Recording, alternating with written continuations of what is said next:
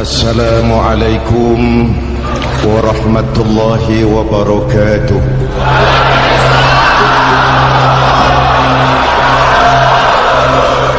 Alhamdulillahillazi ja'ala Ramadhana syahra siyami lil mu'minin. Wassalatu wassalamu ala asyrafil mursalin Sayyidina Muhammadin wa ala alihi wa sahbihi ajma'in, amma ba'du. Para ulama yang saya muliakan, para pejabat baik sipil maupun militer yang saya hormati, alhamdulillah malam ini atas izin Allah, mudah-mudahan yang kita laksanakan ini merupakan bagian dari amal ibadah kita di bulan suci Ramadan ini. Hadirin, reformasi terbesar adalah reformasi yang dilakukan oleh baginda Nabi besar Muhammad sallallahu alaihi wasallam. 23 tahun merombak satu bangsa biadab menjadi bangsa beradab, merombak umat yang terpecah belah menjadi umat yang bersatu, merombak masyarakat yang tenggelam dalam kemusyrikan menjadi umat yang bertauhid. Reformasi besar apa yang dilaksanakan oleh Rasul dan apa hubungannya dengan kita sekarang? Ini yang ingin saya sampaikan malam ini. Pertama, beliau melaksanakan reformasi akidah, membebaskan manusia dari kemusyrikan, menyelamatkan manusia dari ketergantungan kepada benda. 13 tahun beliau berjuang di kota Mekah hanya untuk menanamkan la ilaha illallah Muhammadur Rasulullah. Dari sana segalanya dimulai, meletakkan fondasi. Saya yakin tidak ada Tuhan selain Allah dengan seluruh konsekuensinya. Kalau saya yakin tidak ada Tuhan selain Allah, maka saya tidak akan menyembah kecuali hanya kepada Allah. Orang yang benar fondasinya, benar sujudnya. Jelas? Kalau saya yakin tidak ada Tuhan selain Allah, saya tidak akan minta rezeki kecuali hanya kepada Allah. Orang yang benar fondasinya, jauh dari korupsi, jauh dari judi.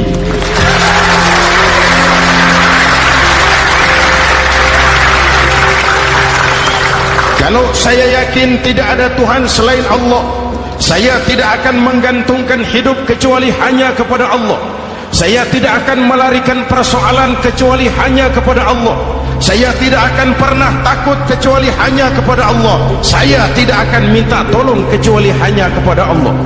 Inilah generator yang membangkitkan seluruh nilai-nilai amal kita. Kita puasa, kita sujud, kita jihad, itu kan karena nilai iman. Betul? Imannya tidak kelihatan, yang kelihatan gejalanya. Mic ini berbunyi karena ada strom. Percaya apa tidak? Kelihatan stromnya? Kok tahu ada strom dari mana? Dari bunyi. Ada suaranya itu, ada stromnya. Kenapa? Bunyi. Lampu menyala karena ada strom. Kipas angin berputar karena ada strom. Betul? Jadi kalau ada strom, bunyi dong. Kalau ada strom, lampunya nyala dong. Kalau ada strom, kipas anginnya muter dong. Artinya apa? Kalau ada iman, sujud dong. Kalau ada iman, jihad. Udah, dangdong.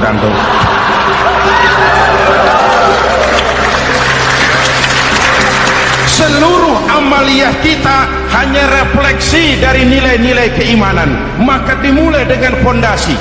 Kalau pondasi kuat, apapun yang mau dibangun aman. Kalau pondasi rapuh, apa yang mau dibangun di atas pondasi yang rapuh. Karena itu, dengan tabligh akbar ini, pesan pertama saya, mari jaga nilai-nilai iman kita. Kita masih bergelut dengan zaman susah. Judi kembali merebak, narkoba meracuni remaja dan pemuda-pemudi kita, padahal dua-duanya sumber segala macam kemaksiatan. Judi mendidik orang jadi malas, dan sejarah belum pernah mencatat ada orang jadi kaya karena judi. Yang bangkrut, yang kere, yang melarat banyak.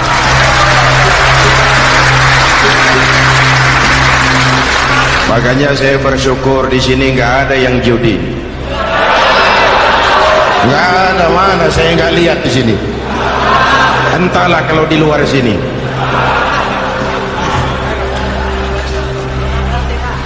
Judi itu penyakit, kalahnya bikin penasaran, menangnya bikin ketagihan. Itulah penyakitnya. Makanya lebih baik makan singkong betulan daripada makan roti mimpi.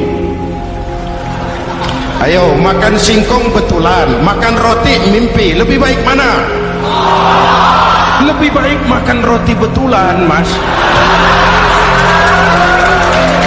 Maksud saya, uang 4-5 ribu rupiah itu daripada belikan togel, daripada dibelikan pakong, daripada dibelikan macam-macam undian judi, lebih baik dibelikan beras, makan sama-sama.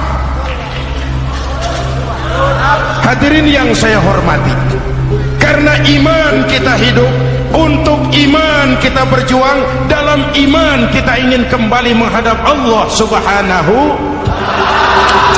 Dahulu pun orang-orang tua kita berjuang memerdekakan negeri tercinta ini. Apa faktor penggerak utamanya? Iman.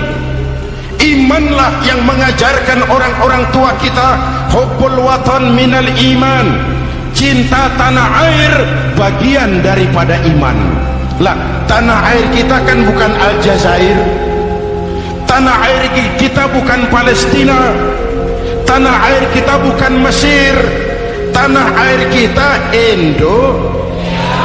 Mencintai Indonesia bagian daripada iman. Yang datang menjajah kebetulan kafir. Nah ini, bertemulah cinta tanah air dengan semangat jihad yang diajarkan agama. Lalu bangkitlah para ulama, bangkitlah para kiai, bangkitlah para santri, berjuang memerdekakan negara tercinta ini. Saya tanya lagi, orang-orang tua kita dahulu berjuang melawan penjajah, senjatanya apa? Bambu runcing. Jenderal mana mau taruhan? Bambu runcing merdeka melawan tank. Bambu runcing merdeka melawan meriam. Bambu runcing merdeka melawan tentara-tentara profesional yang terlatih dengan baik. Menurut logika tidak mungkin. Menurut kebiasaan tidak bisa. Menurut rasio impossible. Entoh nyatanya kita merdeka. Lalu para pendiri Indonesia dengan jujur mencantumkan dalam mukaddimah Undang-Undang Dasar Negara kita kalimat yang berbunyi, dengan berkat rahmat Allah yang Maha Kuasa. Ada tidak itu dalam pembukaan Undang-Undang Dasar? Ada apa tidak? Pokoknya biar belum pernah baca, ada, gitu saja sudah, biar lancar urusan. Saya yakin kalimat ini bukan lipstick, not decoration only. Kalimat ini pengakuan moral, pengakuan batin yang sangat jujur dari para pendiri Indonesia bahwa Allah campur tangan dalam proses kemerdekaan. Kalau tidak, nggak ada ceritanya bambu runcing merdeka melawan tank.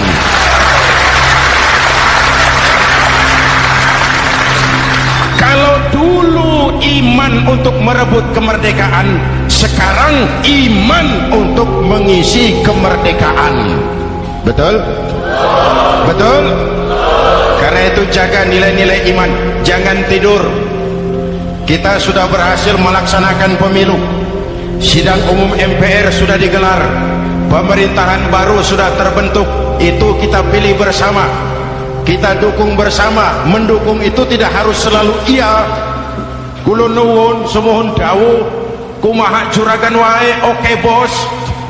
Mendukung tidak harus selalu iya, mendukung juga memberikan saran, kritik, perbaikan. Kenapa? Di mana-mana di dunia ini kekuasaan cenderung mau menang sendiri, kekuasaan cenderung untuk korup. Karena itu kalau kita cinta kepada pemerintah, kita harus mengawasi jalannya pemerintahan kita ini.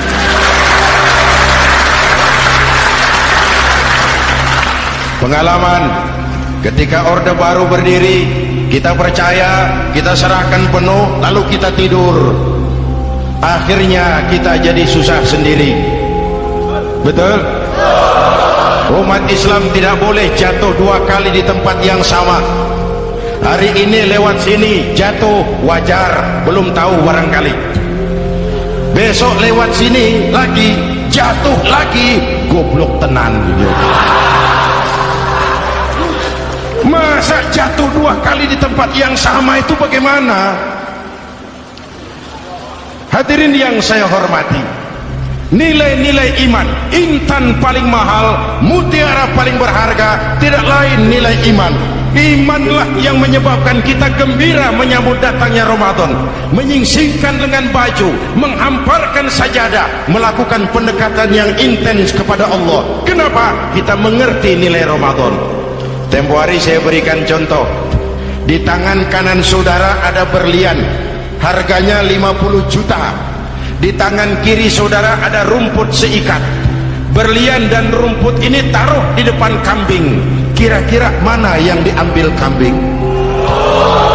Rumput, dasar kambing. Kambing tidak ngerti nilai berlian. Padahal kalau kambing sedikit mau pakai otak. Kalau berlian yang saya ambil, kata kambing, lalu saya bawa ke pasar, kemudian saya jual, harganya 30 juta, lalu dibelikan rumput, dapat rumput sekabupaten. Tapi kambing tidak ngerti nilai berlian, yang kambing tahu cuma rumput. Kenapa? Hidup kambing cuma melayani perut. Maka kata Imam Ali karramallahu wajhah, orang yang hidupnya hanya untuk melayani perut,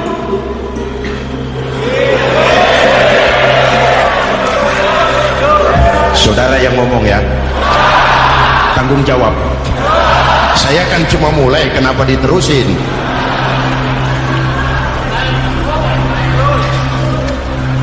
Hadirin yang saya hormati, jaga iman baik-baik, wariskan kepada anak-anak kita. Mereka harapan kita semua, mereka masa depan Indonesia. Akan bagaimana Republik Indonesia, bahkan akan bagaimana Islam di Republik Indonesia 20, 30, 40 tahun yang akan datang. Anak-anak kita lah jawabannya.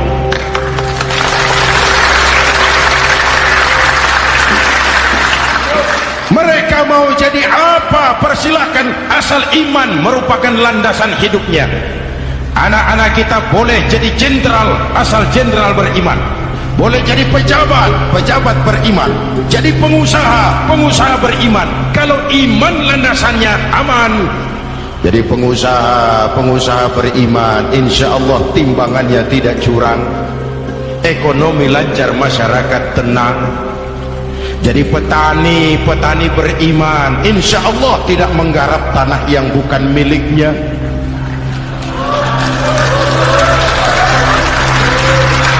Jadi pejabat, pejabat beriman, insya Allah korupsinya sedikit.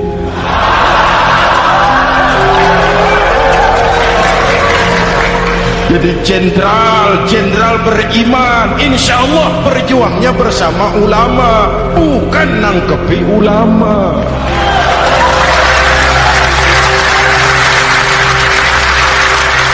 Jadi teknokrat, teknokrat beriman, jadi pengusaha, pengusaha beriman, jadi seniman, seniman beriman, jadi maling. Nggak ada, mana ada maling beriman. iman landasannya, insya Allah aman. Ini yang pertama. Yang kedua, baginda Nabi melaksanakan reformasi sosial. Berupa apa? Membebaskan manusia dari ras diskriminasi, mengikat manusia dengan tali akidah. Diciptakan kita dari laki-laki dan perempuan, dijadikan kita bersuku-suku dan berbangsa-bangsa. Bahkan Quran memulai dengan kalimat syu'ub, wa ja'alnakum syu'uban wa qabaila. Kami jadikan kamu berbangsa-bangsa dan bersuku-suku agar kamu saling mengenal satu dengan yang lain. Saya ingin mengulangi imbauan saya, mari kita tingkatkan kerukunan. 3 macam kerukunan. Pertama, rukun antar umat seagama. Sesama muslim harus rukun. Ya Pak? Ya Bu?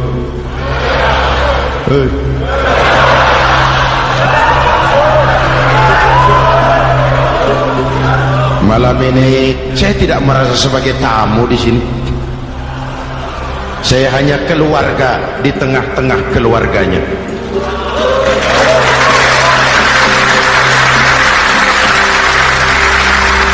Di sepanjang Jawa kah saya, ke Sumatera kah saya, ke Kalimantan saya, ke Sulawesi saya, ke Irian Jaya saya, kemana saja saya pergi, di mana saja saya berada, saya hanya keluarga di tengah keluarganya.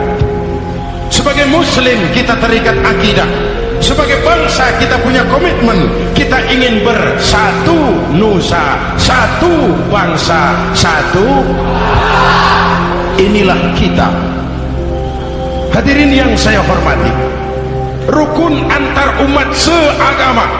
Hura-hura pemilu sudah lewat, ekses-eksesnya harus kita hilangkan.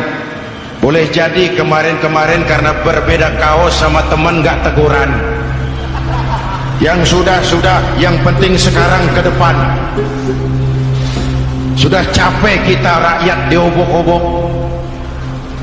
Sudah datang saatnya kita meluruskan saf, merapatkan barisan, menggalang semangat kebersamaan.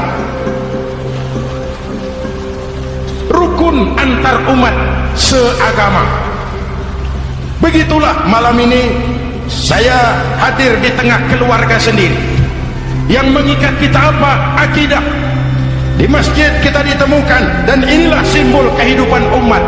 Tadi kita sholat isya dan tarawih di sini, menghadap ke arah yang sama, menyembah Allah Tuhan yang sama, melakukan gerak yang sama, membaca bacaan yang sama, dengan bahasa yang sama.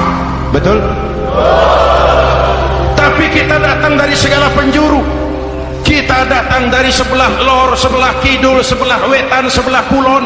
Di sini di masjid ini kita menghadap ke arah yang sama. Kita yang hadir di sini boleh jadi ada yang dari Sumatera, Kalimantan, Sulawesi, Irian Jaya, tapi kita adalah Indonesia. Jelas? Jelas? Saya sering kasih contoh, coba kalau sholat pakai bahasa masing-masing, ramai masjid, bingung malaikat. Ini Indonesia ramai karena tiap provinsi sholat pakai bahasa masing-masing. Kalau Riau bicara sendiri, Ambon bicara sendiri, Aceh bicara sendiri, Irian bicara sendiri, ramai masjid. Jelas? Jelas?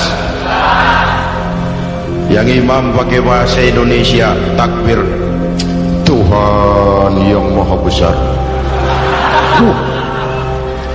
Gagah sekali, bingung malaikat. Kembali kita kalau sholat pakai bahasa masing-masing. Betapa ramainya masjid. Itu cermin dari bangsa yang tidak bisa menjaga kesatuan dan persatuan. Uni Soviet almarhum, al-mal'un, itu negara adidaya, negara adikuasa, bersama-sama dengan Amerika menjadi polisi dunia, tetapi kemudian dihantam oleh glasnost yang kebablasan. Gorbachev terpental, Soviet pecah jadi negara kecil berkeping-keping. mimpi mengembalikan Soviet seperti dulu. Begitulah kalau kita biarkan benih-benih disintegrasi ini terus berkembang, tidak ada lem perekat, maka kita akan pecah berkeping-keping dan kita akan jadi satu bangsa yang kecil. Oleh karena itu, yang pertama, jaga kerukunan antar umat seagama. Berbeda pendapat boleh, berpecah belah jangan. Berbeda partai oke, tapi berbeda dalam wawasan bernegara jangan. Jujur saja, saya kemarin musim pemilu itu sudah agak pesimis melihat, batin saya menjerit, ya Allah, kenapa umat jadi begini? Kenapa umat harus terkotak-kotak? Terlalu banyak partai-partai Islam waktu itu, 20 lebih. Begitu sidang umum MPR berjalan, saya mulai melihat titik optimisme. Ada yang mengkristal, di mana orang tidak lagi melihat partainya, tetapi melihat nilai-nilai imannya. Itulah yang memang utama buat kita.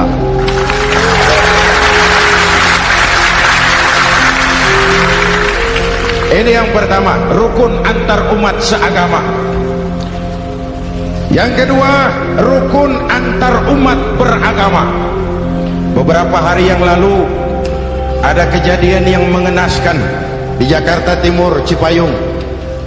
Peristiwa penyerbuan Yayasan Dolos. Hadirin yang saya hormati, kita tentu menyesalkan kejadian itu. Kita tidak bisa menyetujui tindakan main hakim sendiri.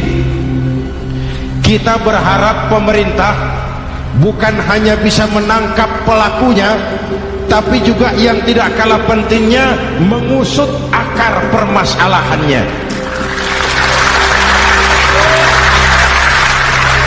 Kenapa itu terjadi? Kalau cuma pelakunya yang ditangkap, akar permasalahannya tidak selesai, saya khawatir terulang lagi di tempat lain. Inilah yang terpenting, menjaga kerukunan antar umat beragama, saling menghormati, saling menghargai. Jangan melakukan kamuflase, jangan melakukan tindakan-tindakan yang rawan dan peka. Misalnya umat Islam membangun masjid di tengah perkampungan orang Kristen, padahal tidak ada Islamnya di situ. Itu bisa menimbulkan kerawanan. Atau sebaliknya, membangun gereja di tengah perkampungan umat Islam yang tidak ada Kristennya di situ. Atau sebaliknya, mereknya kegiatan sosial, mereknya kegiatan kemanusiaan, tapi isinya penyebaran agama kepada orang yang sudah beragama. Itu pun bisa menimbulkan kerawanan. Jelas? Maka yang besar jangan mau menang sendiri, yang kecil harus tahu diri. Jelas? Mari saling menghormati, mari saling menghargai dalam batas lakum dinukum. Menangkap pelakunya penting, mengusut akar permasalahannya itu pun tidak kurang pentingnya. Hadirin yang saya hormati, Islam agama toleran, baik dari prinsip ajarannya maupun dari sikap umatnya. Islam agama yang rahmatan lil. Kita punya kewajiban untuk membuktikan bahwa Islam bukan merupakan ancaman. Islam adalah alternatif. Islam adalah solusi. Islam bukan ancaman. Yang hadir di sini bukan perusuh, bukan umat biang kerok. Ini umat yang cinta damai.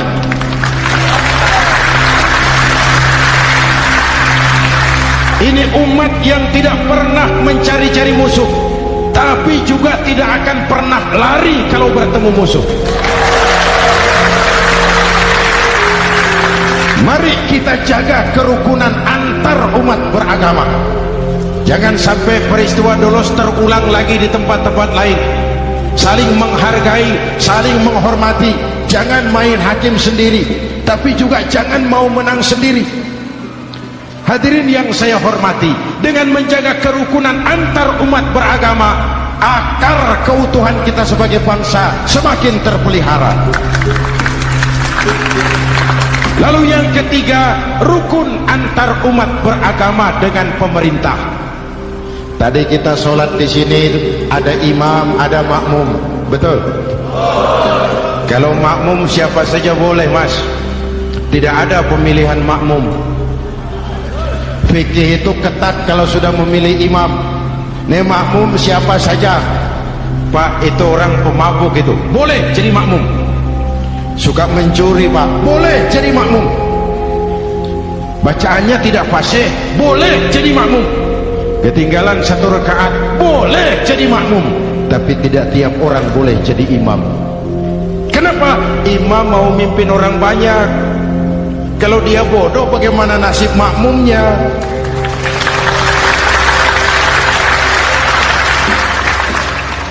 Ada karikatur di Medan, pernah kejadian anak kecil disuruh sholat sama ibunya. Nak, sholat kau. Aku tak pandai sholat, Ma. Si Ucok rupanya ini. Kata ibunya, sudahlah, kau ikuti saja bapakmu tuh. Apa yang bapak mau kerjakan, kau ikuti sajalah. Jadi lama, kalau ikut saja bisa laku. Berangkatlah anak ini kan, sholat di belakang bapaknya, jadi makmum. Sholat di balai bambu, tidak pakai tikar. Bangun sujud, hidung bapaknya terjepit bambu. Karena sakit dan kaget, refleks bapak ini teriak, aduh. Anak di belakang ingat pesan maknya, ikuti saja bapakmu. Si anak ini malah pakai irama, aduh.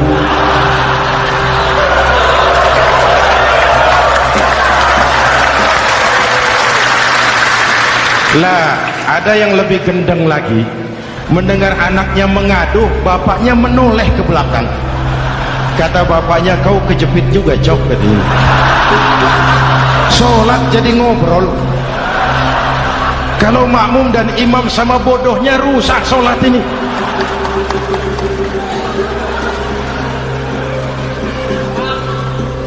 Hadirin yang saya hormati, rukun antar umat beragama dengan pemerintah, pemerintah yang legitimate, yang dihasilkan lewat proses demokrasi. Benarnya kita dukung, salahnya kita tegur, kita kritik, kita perbaiki, kita berikan saran-saran yang baik. Sekali lagi, jangan tidur. Sudah lewat masanya. Kemarin-kemarin kita menghadapi satu masa yang penuh krusial. Sudah datang saatnya kita bersama-sama bahu-membahu mengatasi kesulitan besar yang tengah kita hadapi sekarang ini. Dengan 3 kerukunan ini, insya Allah keutuhan kita sebagai bangsa akan lebih terpelihara.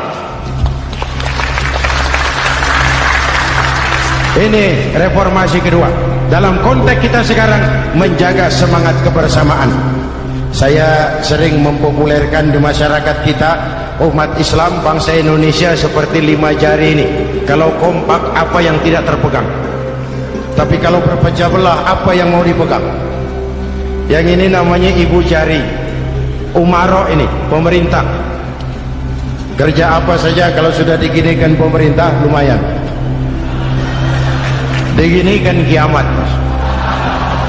Legalitas. Umaro. Yang ini telunjuk, alat untuk menunjuk. Ini orang yang punya uang, orang kaya, para pengusaha, investor. Kita perlu untuk memulihkan roda perekonomian kita.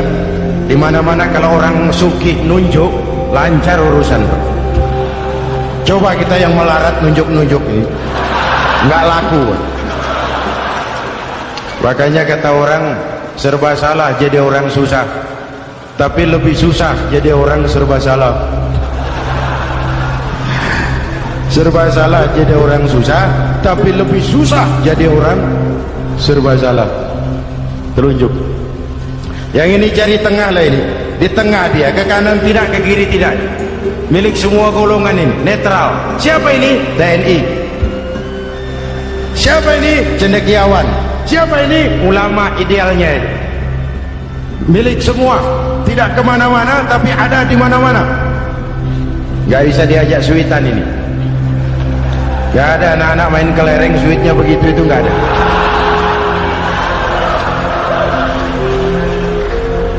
Ini jari manis remaja, pemuda, masa muda, masa yang paling manis.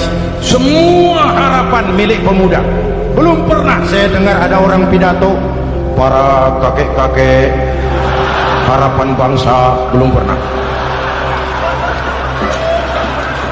Mesti kalau sudah harapan umat, pemuda, harapan negara, pemuda, harapan agama, pemuda, harapan bangsa, pemuda, harapan pemudi. Jari manis. Yang ini kelingking, jari paling kecil ini. Ini kaum wanita ini, perempuan kecil tapi mantap. Masya Allah. Ini ibu jari ini besar ini.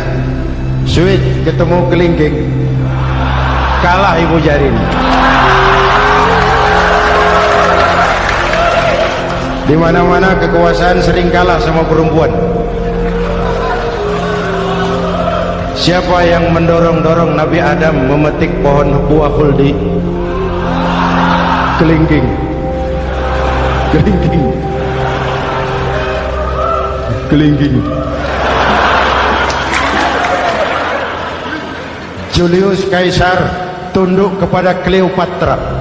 Siapa Cleopatra? Kelingking. Napoleon, singa daratan Eropa, the lion of Europe, luas kekuasaannya, hebat tentaranya, bertekuk lutut di bawah kaki Margaret Josephine. Kelingking. Hadirin yang saya hormati, kalau 5 pilar ini bersatu, ringan sama dijinjing, berat sama dipikul, kita akan jadi satu bangsa yang kuat. Jelas? Jelas? Dengan Ramadan, dengan tabligh akbar malam ini, mari kita jaga semangat kebersamaan. Saya selalu mengingatkan, sekarang lebih banyak tukang kompor daripada tukang lem. Lebih banyak tukang kompor daripada tukang lem. Hangati sana, sulut sini, bakar sana, panasi sini, terbakar kita, dia lari tepuk tangan, dan kita yang rugi. Jelas? Jelas? Ini hal yang kedua. Reformasi sosial mengikat manusia dengan tali akidah, mempersaudarakan manusia dari manapun orang datang, apapun warna kulitnya, dari suku apapun ia dilahirkan, kalau akidahnya sama, itulah saudara kita.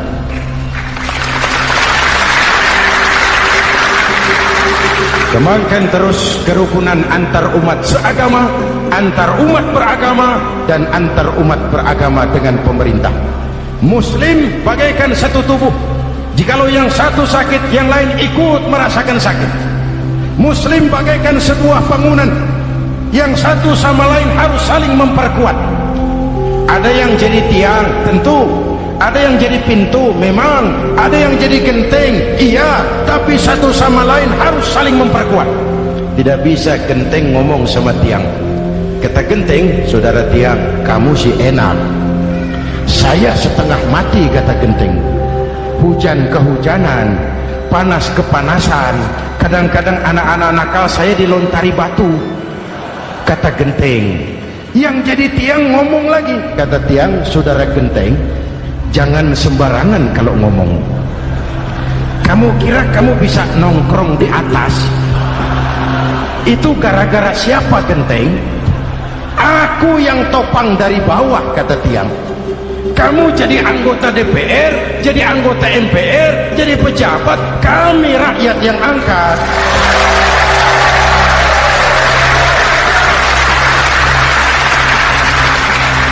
Jangan waktu di bawah rajin ngamalkan ayat kursi, dapat kursi lupa sama ayat.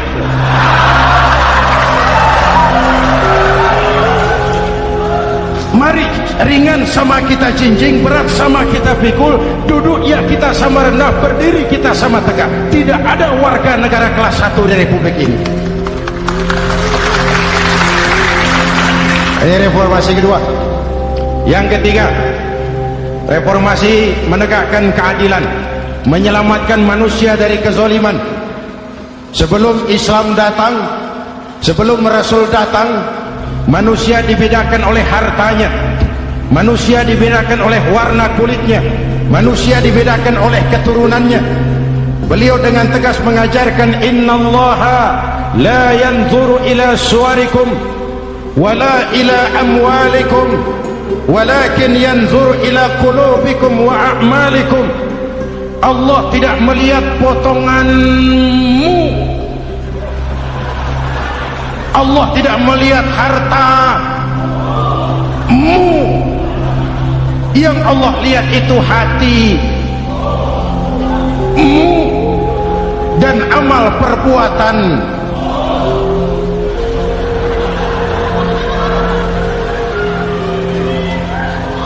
Perjuangan menegakkan keadilan. Hadirin yang saya hormati, itulah yang menyebabkan reformasi kita menggelinding, menuntut keadilan, baik keadilan di bidang politik, keadilan di bidang ekonomi, keadilan di bidang hukum. Nabi pernah mengingatkan, hakim, kata Nabi, itu ada 3 macam. Al-qudatu salasatun. Hakim ada 3 macam. 1 di surga, 2 di neraka. Hadirin yang saya hormati, siapa yang hakim ke surga itu? Ada hakim yang tahu tentang kebenaran, lalu siap melaksanakan kebenaran itu, menghukum dengan kebenaran apapun resikonya, walaupun dimusuhi atasannya, walaupun bertentangan dengan nuraninya, karena itu orang yang dia sukai, tapi dia tetap melaksanakan hukum. Hakim yang mengerti tentang kebenaran sesuatu lalu melaksanakan hukum dengan kebenaran itu yang akan sampai ke surga.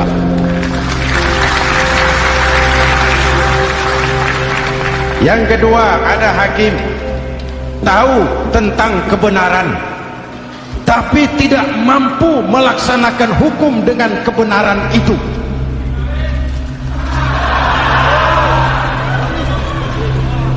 Tahu sesuatu itu benar tetapi tidak punya nurani untuk membela kebenaran, mengetahui kebenaran tapi tidak berdaya untuk memperjuangkan kebenaran. Akhirnya hukum dikebiri, yang salah jadi benar, yang benar jadi salah. Itulah realita yang kita rasakan selama ini. Yang baca Quran dengan suara merdu dapat piala, yang mengamalkan Quran dengan konsekuen dapat penjara, yang berteriak-teriak menegakkan keadilan dianggap aneh, yang korupsi habis-habisan hidup terhormat.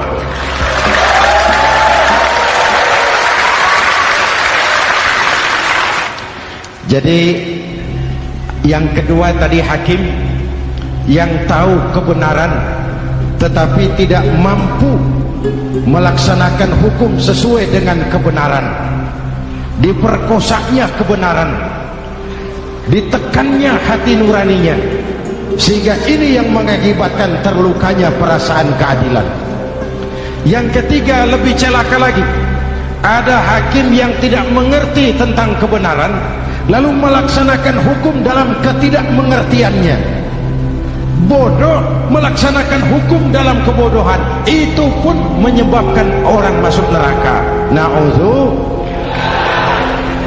Hadirin yang saya hormati, reformasi yang dilaksanakan Rasul berjuang menegakkan keadilan setelah membebaskan manusia dari ras diskriminasi. An-nas kulluhum li Adam wa Adam min turab, la fadla li arabiyyin ala ajamiyyin illa bitaqwa. Seluruh manusia berasal dari Adam. Adam diciptakan dari tanah, dan tidak ada kelebihan Arab dengan yang bukan Arab kecuali dengan takwanya. Nah, saya masih ingat sebuah cerita. Mau dengar? Mau dengar? Pada waktu Umar bin Khattab radhiyallahu anhu menjadi khalifah, menjadi Amirul Mukminin, itu yang jadi gubernur di Mesir adalah Amr bin As. Satu saat Amr bin As ingin mendirikan masjid, tapi tanah lokasi masjid itu milik orang Yahudi. Ada gubuk di situ. Dipanggil Yahudi ini oleh Amr bin As. Saudara Yahudi, iya. Itu rumahmu ya? Iya. Sudah tahu belum? Belum. Ya memang saya belum kasih tahu. Begini, kamu bangun sembarangan saja, rumahmu kena jalur hijau itu. Lalu saya mau bangun masjid di situ. Ya tapi ada rumah saya, Pak. Sudahlah, rumahmu saya bayar, saya beli. Nggak mau, Pak. Rumah saya cuma itu-itunya. Saya bayar 2 kali lipat. Nggak mau, Pak. Nggak mau. Sudahlah, saya ganti rugi. Ya nggak mau, Pak. Namanya juga ganti rugi, Pak. Biar digantikan tetap rugi. Mangkel Amr bin As ini wong cilik kok bertingkah amat. Si amat aja nggak bertingkah. Panggil kamtib. Hei, gusur. Ditarik rumah Yahudi ini, ambrol, menitiskan air mata si Yahudi di sudut kehidupan. Begini wong cilik ini sudah jatuh tertimpa tangga. Rumah cuma sak gubuk-gubuknya diderek oleh petugas.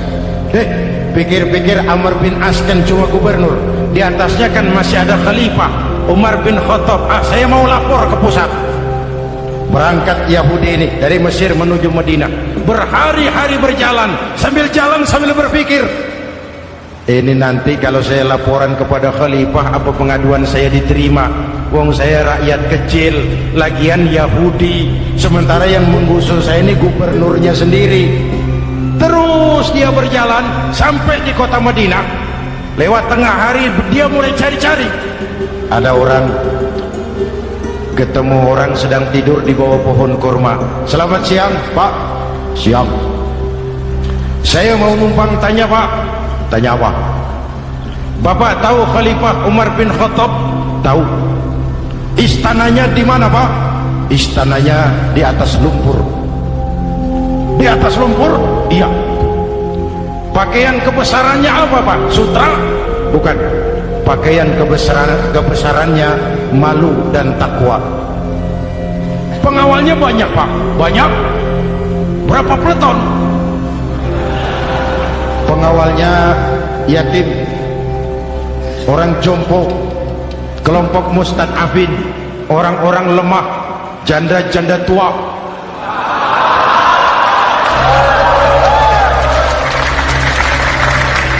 Itu pengawalnya. Pakaian kebesarannya malu dan takwa. Pengawalnya orang-orang lemah, tidak berdaya. Kok begitu, Pak? Begitulah Umar bin Khattab. Orangnya sekarang di mana, Pak? Di depan kamu. Jadi Bapak? Iya. Bapak? Iya. Saya Umar. Ada apa, Mas? Oh, yang datang dari Semarang waktu itu. Gini loh, Pak, saya mau menuntut keadilan. Keadilan kenapa? Gubernur Bapak Amr bin As itu, Pak, zalim. Kenapa dia? Gubuk saya main tarik saja, runtuh. Saya nggak punya rumah lagi, wong saya ini golongan makmur, cuma rumah sama sumur. Lalu untuk apa? Katanya dia mau bangun masjid di situ, Pak. Dipaksanya rumah kamu ditarik sampai runtuh. Iya. Yahudi? Iya, Pak. Itu ada tempat sampah ya. Betul, Pak. Di situ banyak tulang unta. Coba kau cari satu tulang unta bawa ke sini. Bingung Yahudi. Pak, saya jauh-jauh dari Mesir ke sini ini mau cari keadilan. Kalau tulang unta di Mesir juga banyak, Pak. Sudahlah, kau ambil saja tulang itu. Berangkat Yahudi penuh tanda tanya, ambil sebuah tulang unta, diberikan kepada Khalifah Umar bin Khattab. Tulang ini diambil, Umar hunus pedangnya, dengan ujung pedang dibuat garis lurus di atas tulang unta itu. Selesai. Yahudi, iya Pak, sekarang kau kembali ke Mesir, serahkan tulang ini kepada Umar bin Amr bin As. Makin bingung Yahudi, jauh-jauh datang kemari kira mau dapat keadilan, cuma dapat tulang. Ya sudahlah, namanya wong cilik, berangkat dia pulang ke Mesir. Berhari-hari sampai di Mesir. Pak Gubernur, ya lapor. Ada apa Yahudi? Saya dari pusat. Loh, kamu dari Madinah? Iya Pak. Ngapain sih kamu ke sana-sana? Nuntut keadilan. Kamu bertemu Khalifah? Ketemu Pak. Terus tulang.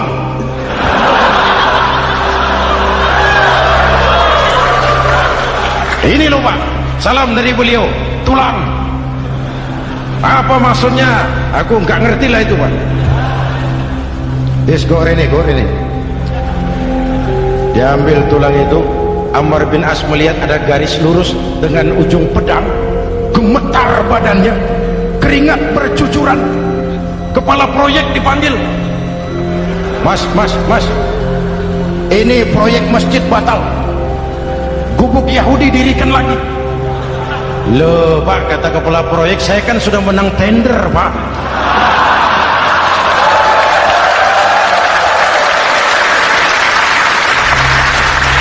Wes, nggak ada urusan, sampean mau menang mau kalah tender, proyek batal. Itu gubuknya Yahudi dirikan lagi. Yahudi makin bingung, ada gubernur dapat tulang gemeter. Bagob, ya sebenarnya apa yang terjadi? Apa-apa, kamu sedikit-sedikit main pusat.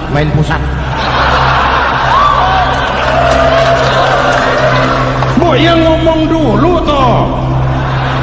Ya kan awalnya saya sudah ngomong Pak, tapi gubuk saya tetap ditarik. Percuma ya saya ke pusat Pak. Saya dapat teguran keras dari Khalifah. Tahu kau apa artinya ini? Seolah beliau berkata, "Hei Amr bin As, jangan mentang-mentang sedang berkuasa kau bertindak seenakmu. Berlaku lurus dan adillah kamu seperti lurusnya garis di atas tulang ini."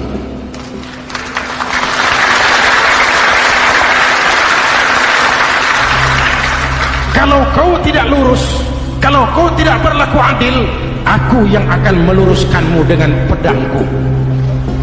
Itu bahasa simbolik. Siapa yang gak gemeter? Kamu. Pusat. Wedus. Ya ini nek coro kita. Oh Pak, kalau begitu Islam adil ya Pak? Adil. Jadi saya menang Pak? Menang kamu. Padahal saya Yahudi. Tapi menang ya? Menang. Pak sudahlah kalau begitu Pak. Bagaimana? Itu gubuk saya ambil saja Pak. Tanah-tanahnya gubuk-gubuknya Bapak ambil. Silakan kalau mau dibangun masjid. Tidak cuma sekedar itu Pak, mulai hari ini Bapak dengarkan, asyhadu an la ilaha illallah wa asyhadu anna muhammadar rasulullah.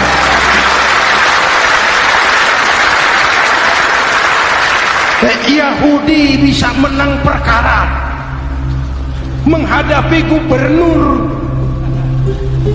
Kalau ini terjadi di Indonesia,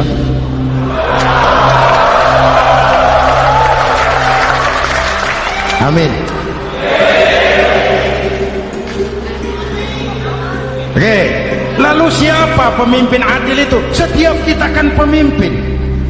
Presiden pemimpin di negaranya, gubernur pemimpin di provinsinya, bupati pemimpin di kabupatennya, Pak Camat pemimpin kecamatannya, Pak Lurah pemimpin di kelurahannya, suami pemimpin di rumah tangganya, anak muda pemimpin bagi dirinya.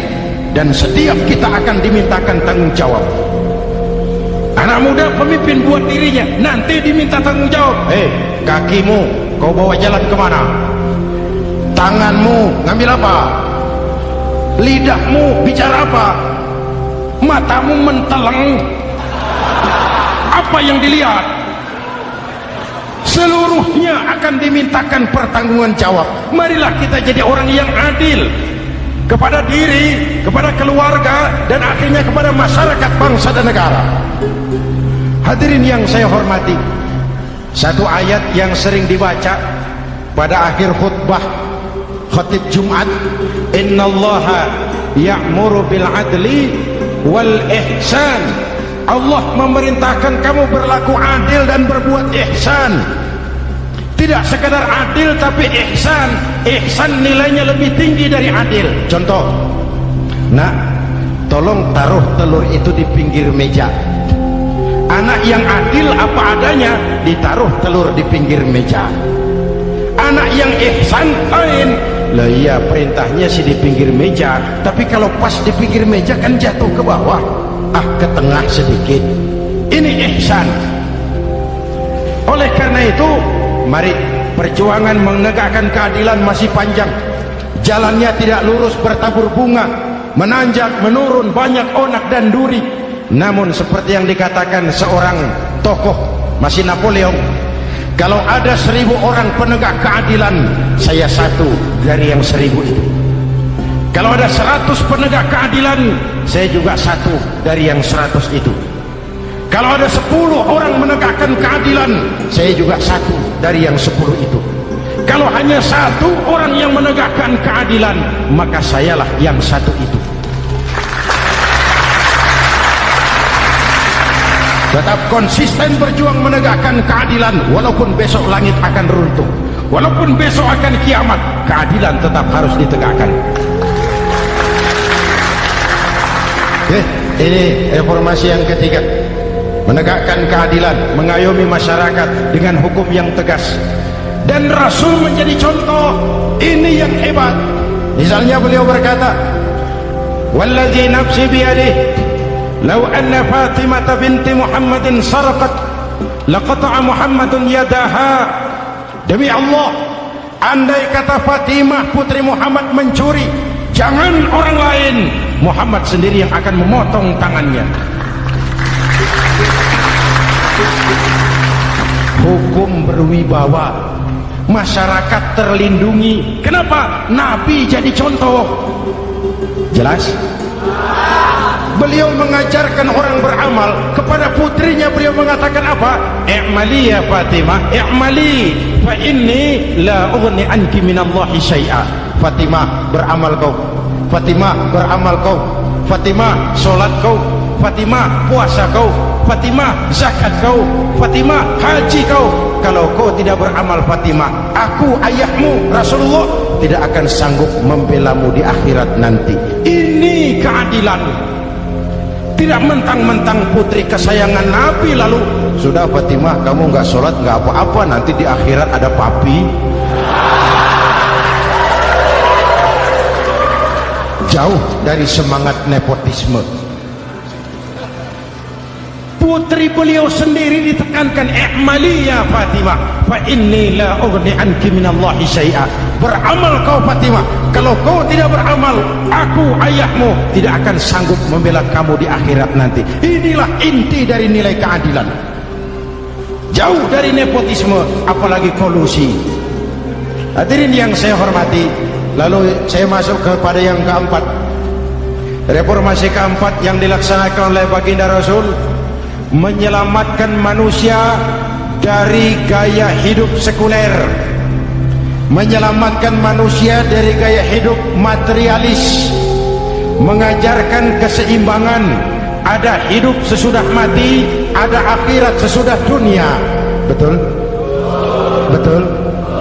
Kalau saja tidak ada hidup sesudah mati, kalau saja tidak ada akhirat sesudah dunia, persilahkan hiduplah saenae, nek perlu saenae udelmu dewe.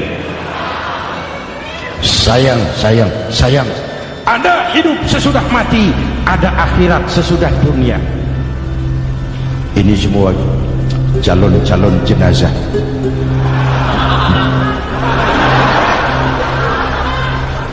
calon lurah belum tentu jadi lurah, calon gubernur yang antri panjang, calon menteri mimpi, calon jenazah pasti. Betul? Karena ada hidup sesudah mati, ada akhirat sesudah dunia. Ini jadi rem. Saya kepengen kaya, tapi kalau menipu orang bagaimana di kubur? Saya kepengen naik pangkat, tapi kalau memfitnah orang bagaimana di akhirat?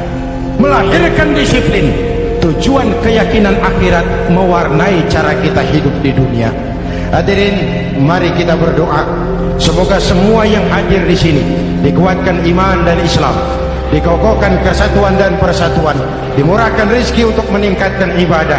Al-Fatihah. Bismillahirrahmanirrahim. Alhamdulillahirabbil alamin. Arrahmanirrahim. Maliki yaumiddin. Iyyaka na'budu wa iyyaka nasta'in. Ihdinas siratal mustaqim.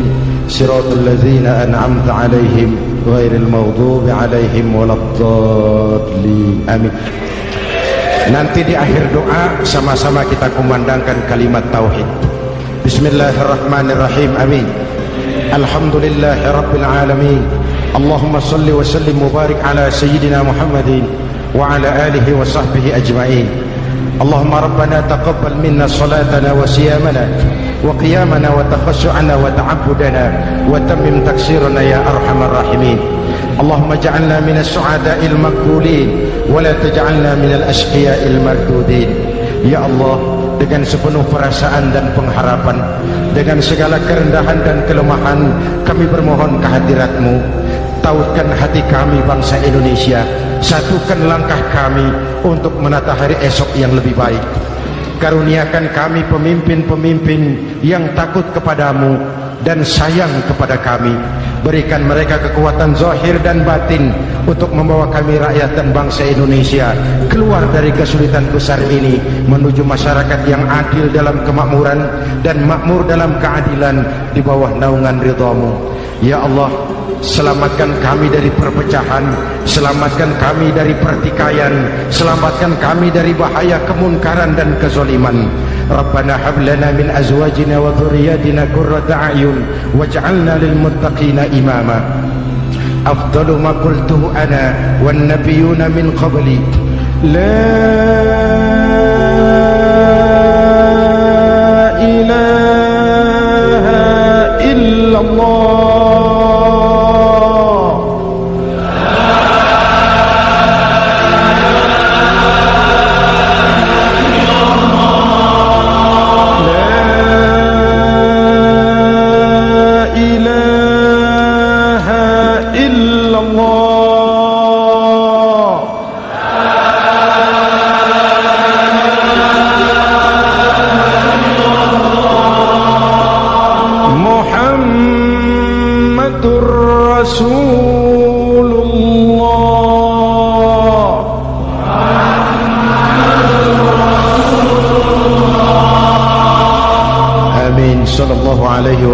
وسلم كلمة حق عليها نحيا وعليها نموت وعليها نبعث إن شاء الله من الآمنين. ربنا آتنا في الدنيا حسنة وفي الآخرة حسنة وقنا عذاب النار وآخر دعوانا أن الحمد لله رب العالمين.